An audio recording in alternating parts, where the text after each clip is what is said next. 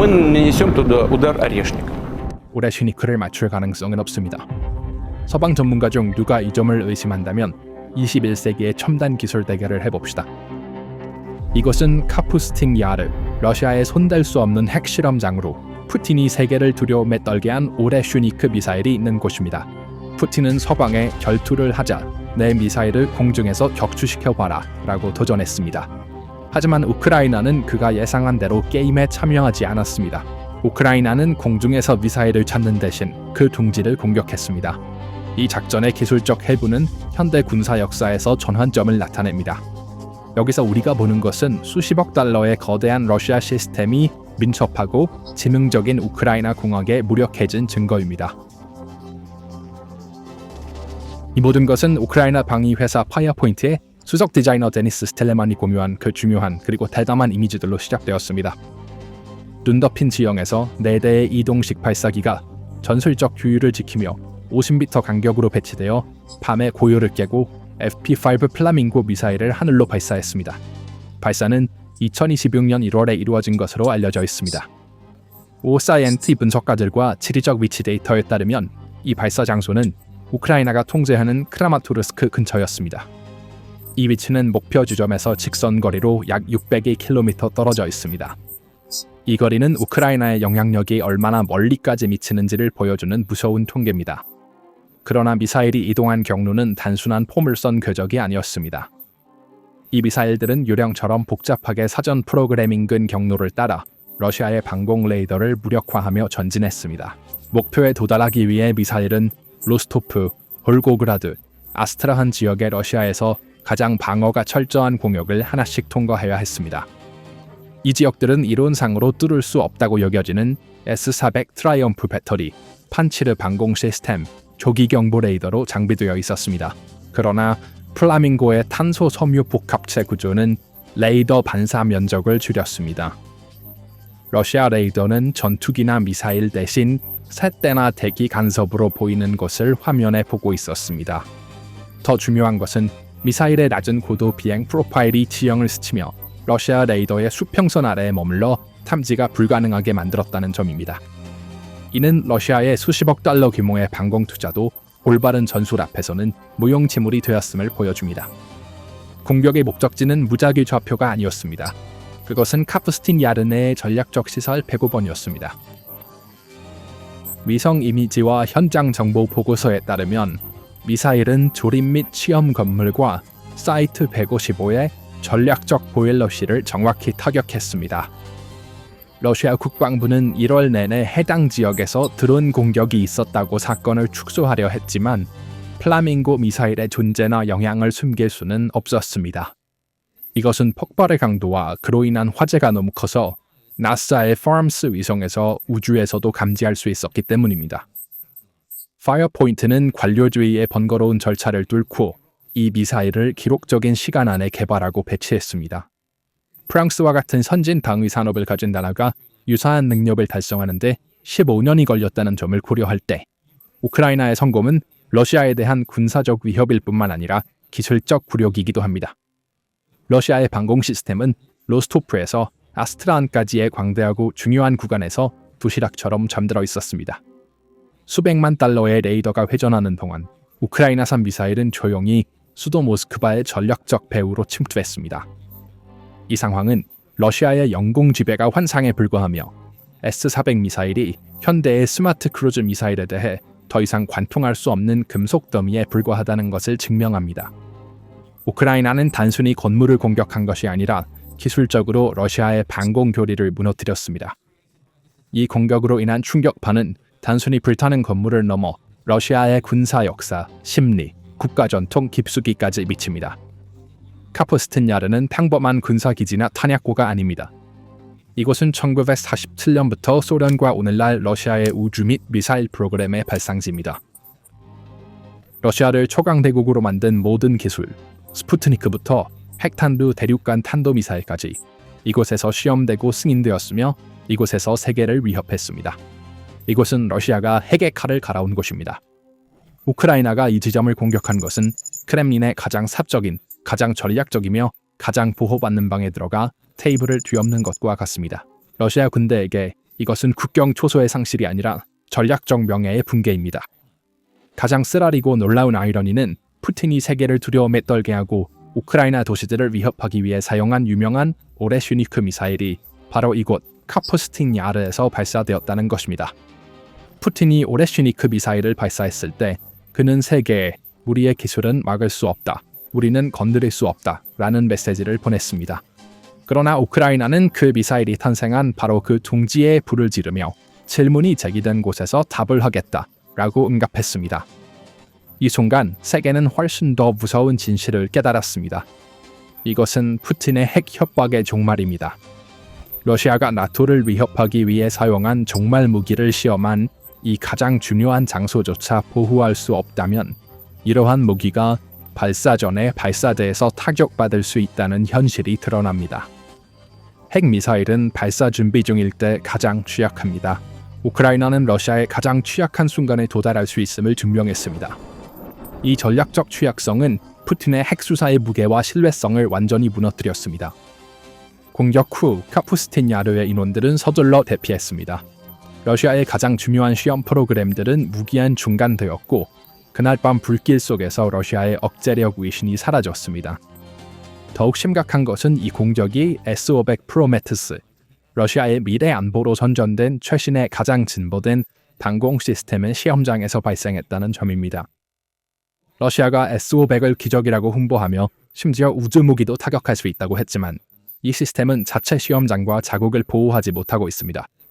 방어 시스템이 그 출발지를 보호할 수 없다면 모스크바를 어떻게 보호할 수 있을까요? 이 질문이 현재 러시아 총참모부의 복도에서 울려 퍼지는 가장 큰 공포의 원천입니다. 러시아의 수십억 달러가 투입된 다층 공중 방어 체계가 우크라이나의 저비용, 스마트, 신속하게 생산된 미사일 앞에서 무너졌다. 비용 비대칭이 엄청납니다. 우크라이나에 몇십만 달러 정도 들었을 플라밍고 미사일이 러시아의 대체 불가능한 시험 인프라와 수십억 달러의 명성을 파괴했습니다. 이 사건은 러시아 군대와 관료내의 안전감을 완전히 없앴습니다. 아스트라한의 기술자나 볼고그라드의 레이더 운영자는 이제 전선에서 600km 떨어져 있다고 해서 안전하지 않다는 것을 알고 있습니다. 러시아의 전략적 깊이는 사라졌습니다. 국내에서는 이러한 공격 소식이 퍼지면서 국가가 우리를 보호할 수 없다는 인식이 대중과 군인들 사이에서 점점 강해지고 있습니다. 플라밍고 공격은 오늘날의 성공일 뿐만 아니라 미래에 훨씬 더 크고 파괴적인 폭풍의 전조입니다. 전쟁의 압박 속에서 우크라이나의 방위 산업은 놀라운 진화를 겪었으며 실리콘밸리 속도로 운영되는 역동적인 구조로 변모했습니다. 이는 러시아의 번거롭고 부패로 얼룩진 국가 구조와 대조적입니다. 파이어포인트는 단순히 순항 미사일에 만족하지 않습니다. 회사의 창립자 데니스 스틸레만이 발표한 새로운 프로젝트는 크렘린의 진정한 혼란을 일으킬 가능성이 있는 FP9형 탄도미사일입니다. 스틸레만의 말은 위협의 규모와 심각성을 분명히 드러냅니다. 사정거리 800km는 모스크바와 상트페테르부르크가 사정권에 있다는 것을 의미합니다. 이 새로운 탄도미사일은 800kg의 대형 탄두를 탑재하고 초당 1200m 이상의 속도로 목표를 향해 돌진할 것입니다. 이 속도는 많은 기존의 공중 방어 시스템의 반응 시간을 훨씬 초과합니다. 크루즈 미사일은 레이더를 피하고 기동할 수 있습니다. 그러나 탄도미사일은 그 속도로 공중 방어 시스템을 압도합니다. 러시아의 이스칸데르 미사일은 각각 600만 달러의 비용이 듭니다. 우크라이나는 유사한 성능의 FP7과 FP9 미사일을 단지 100만 달러의 매우 낮은 비용으로 생산합니다. 이 경제적 격차는 수학적으로 러시아의 장기 소모전 승리 가능성을 파괴합니다. 모스크바의 800km 떨어진 곳에서 발사된 탄도미사일은 전쟁의 방정식을 완전히 뒤집을 것입니다. 이 전략적 체크메이트는 지역적 차원을 넘어 전 세계적인 차원을 가지고 있습니다. 카푸스틴 야르에서 발생한 S-400 및 S-500 실패는 인도, 중국, 알제리와 같은 러시아의 주요 무기 구매국들 사이에 깊은 의심과 충격을 불러일으켰습니다. 그들이 세계 최고라고 믿고 수십억 달러를 지불한 시스템이 간단한 드론이나 국내 생산 순항 미사일조차 막지 못한다면 이러한 시스템이 무슨 소용이 있습니까? 러시아의 글로벌 무기 시장에서의 신뢰성은 사라졌습니다. 이제 이들 국가는 러시아 기술에 의존하는 대신 대안을 찾거나 자체 해결책을 모색할 것입니다. 푸틴이 우크라이나 전쟁을 계속하려고 하는 동안 그는 러시아의 방위 수출을 단독으로 목졸랐습니다. 이는 석유와 가스 다음으로 중요한 수입원 중 하나입니다. 게다가 우크라이나의 기술적 도약은 유럽의 방위 구조를 재편하고 있습니다. 파이어포인트는 저비용, 고효율 미사일 기술로 유럽연합 국가들과 협력하여 대륙을 위한 새로운 탄도 방어막을 만들 것을 제안하고 있습니다. 우크라이나는 더 이상 단순한 원조 수혜자가 아닙니다. 전투에서 테스트되고 입증된 솔루션을 제공하며 서방 방위 기술을 형성하는 주체로 부상했습니다. 전쟁의 이 새로운 단계에서는 기술 연구소와 생산 라인이 전선의 참호만큼이나 결정적입니다. 그리고 이 전선에서 러시아는 혁신 부족과 제재의 목조임 속에서 서서히 질식하고 있습니다. 플라밍고 공격은 하늘에서의 예상치 못한 놀라움이 아닙니다. 이는 러시아가 2년 동안 체계적으로 무시해온 보안 취약점의 궁극적인 결과이며 우크라이나가 한 걸음씩 다가오는 발자취입니다. 카푸스틴 야르는 2026년 이전에 이미 목표가 되고 시험을 받았으며 그 취약점이 드러났습니다. 그러나 크렘린은 이러한 초기 경고 신호를 잘못 해석하는 치명적인 실수를 저질렀습니다. 2024년 7월 9일이 되었을 때 러시아 방공은 첫 번째 주요 시험에 직면했고 실제로 패배했다. 그날 아침 우크라이나 정보부는 4,000km 범위를 가진 보바 타입 가미카제 드론으로 아스트라한 하늘에 침투하는 데 성공했다. 이 드론은 검은색으로 칠해져 있으며 레이더에 잘 잡히지 않는다. 러시아가 그 당시 오레슈니크 미사일을 배치할 준비를 하고 있는 동안 우크라이나는 이 미사일이 저장된 정납고를 목표로 삼았습니다. 위성 이미지는 조립 장소 105번에서 뚜렷한 그을음 자국과 파괴된 건물을 확인했습니다. 러시아는 모든 드론을 적취했다고 주장했지만 영상 증거는 적어도 하나의 드론이 목표에 도달해 전략적 정납고를 타격했음을 보여주었습니다. 이것은 러시아 방어의 첫 번째 균열이었습니다. 그리고 2024년 11월 21일이 왔습니다. 푸틴이 오레슈니크 미사일로 드니프로를 공격한 다음 날 우크라이나는 그들의 힘을 보여주었습니다. 이는 보복이었고 메시지는 분명했습니다. 만약 당신이 드니프로를 공격하면 우리는 그 미사일을 발사한 집을 공격할 것입니다. 다시 한번 195번 사이트가 목표였습니다. 우크라이나 특수작전 부대는 러시아가 전개태세에 있는 동안에도 전자전 시스템을 우회하는 드론으로 시설에 침투했습니다. 이러한 공격은 다가오는 폭풍의 전조였습니다. 시속 150km로 이동하는 프로펠러 드론이 이 S-400 요새를 뚫을 수 있다면 음속을 초과하는 미사일은 무엇을 할 수 있을까요? 러시아 지휘관들은 이 2024년 공격들을 사소한 골칫거리로 여겼고 그들의 방공체계를 근본적으로 변경하지 않았습니다. 이 오만함이 2026년의 재앙으로 이어졌습니다. 2024년의 드론 공격은 시험이었다. 우크라이나는 경로를 파악하고 레이더의 빈틈을 지도화하며 러시아의 반응 시간을 측정했다. 2026년의 플라밍고 미사일은 그 시험의 파괴적인 결과였다. 러시아가 같은 실수를 세 번째로 저지름으로써 이제는 회복할 수 없는 파괴에 직면해 있습니다. 이제 진짜 질문은 푸틴이 이 전략적 출혈을 막을 수 있을까요? 카푸스틴 야르를 보호하기 위해 그에게 남은 수는 무엇일까요? 그 답은 크렘린에게 완전한 악몽 시나리오입니다. 러시아의 방공 시스템은 무한하지 않습니다. 카푸스틴 야르와 같은 광대한 지역을 적어도 복합체 미사일로부터 보호하려면 해당 지역에 많은 수의 판치르와 토르 시스템을 배치해야 합니다. 그러나 러시아는 크림달이나 정유소를 보호하기 위해 거의 모든 시스템을 우크라이나 전선에 사용하고 있습니다. 푸틴은 이제 치명적인 딜레마에 빠졌습니다. 카푸스틴 야르를 보호하기 위해 전선에서 방공 시스템을 철수하면 이번에는 크림반도와 돈바스의 물류선이 우크라이나의 스톰 섀도우와 에이테겜스 미사일에 노출될 것입니다. 그가 모스크바에서 시스템을 철수하면 수도를 위험에 빠뜨리게 됩니다. 러시아의 방공망은 얇게 퍼져 있어 더 이상 모든 것을 동시에 커버할 수 없습니다. 더 나쁜 것은 문제는 양뿐만 아니라 질의 문제라는 것입니다. 카푸스틴 야르는 이미 S-400으로 보호받고 있었지만 공격을 받았습니다. 같은 실패한 기술을 더 쌓는다고 해서 결과가 바뀌지는 않을 것입니다.